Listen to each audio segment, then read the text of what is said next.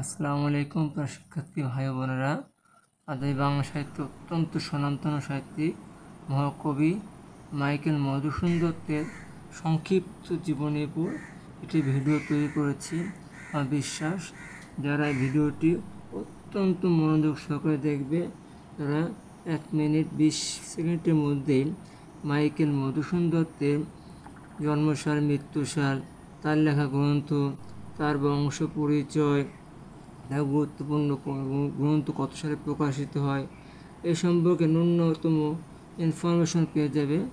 আমি মনে করি মোটো একটি বই যদি কেউ পড়ার সময় না পায়, অন্তত আমার সংক্ষিপ্ত ভিডিওটি দেখলে তারা অল্প সময়ের মধ্যে এই তথ্যগুলো জানতে পারবে, যা তাদের পরবর্তী জীবনে চাকরি পরীক্ষা বিভিন্ন ক্ষেত্রে নানাভাবে উপকার করবে।